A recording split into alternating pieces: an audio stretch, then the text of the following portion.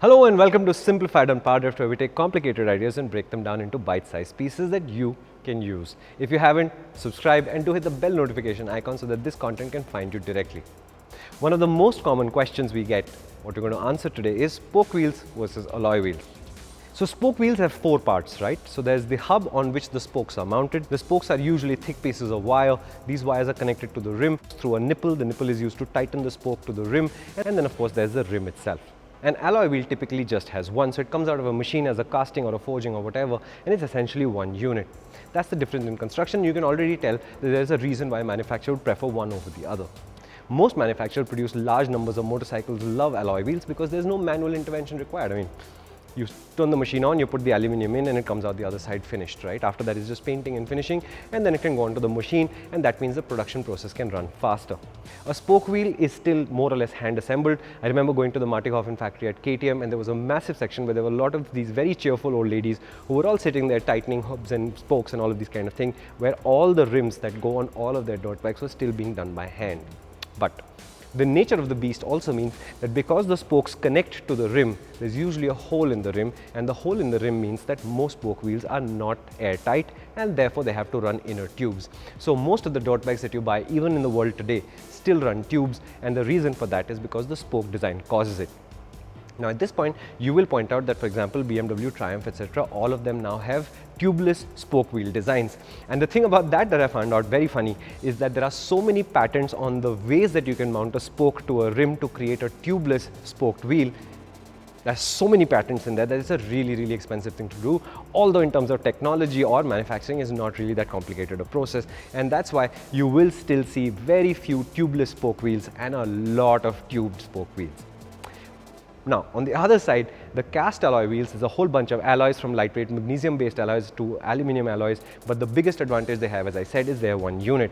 That's also the biggest disadvantage they have, because if you break any one part of the wheel, you usually have to replace the entire wheel. So cast wheels are much stronger, they handle higher performance machines really well, they're more consistent in performance. The feel that you get from a cast alloy wheel is a better feel than a spoke wheel, and that's very good for road-based applications where the consistency of the feedback allows you to go much faster.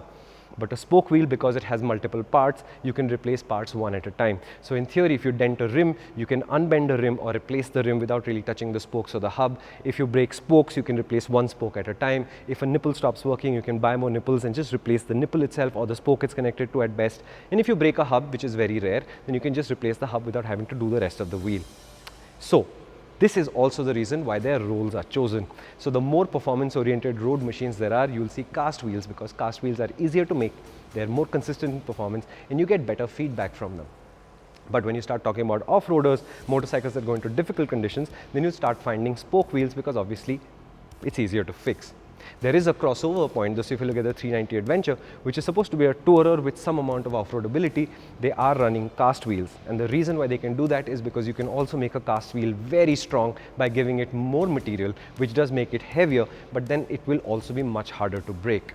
The ideal hardcore off-roaders will obviously never use a cast situation. They will always prefer to use spoke wheels.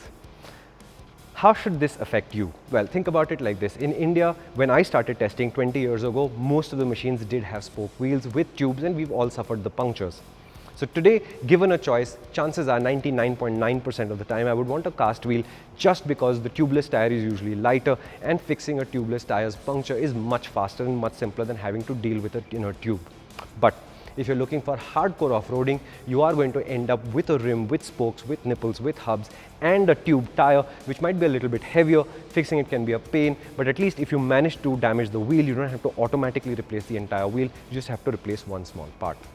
We can go into a discussion about cast alloy wheels versus forged alloy wheels if you want, and if you want to do that, do leave us a comment. If there's other topics you'd like us to discuss, leave us a comment. And if there's some aspect of spoke wheels and alloy wheels that you think I should have spoken about but haven't, do leave us a comment. Thank you so much for watching. This is Simplified on PowerDrift, complicated ideas broken down into small bite-sized pieces. If you loved it, do give us a thumbs up, do subscribe to PowerDrift if you haven't, and please do hit the bell notification icon. It only takes a moment, but it means every time we have a good content piece out like this, it comes to you directly.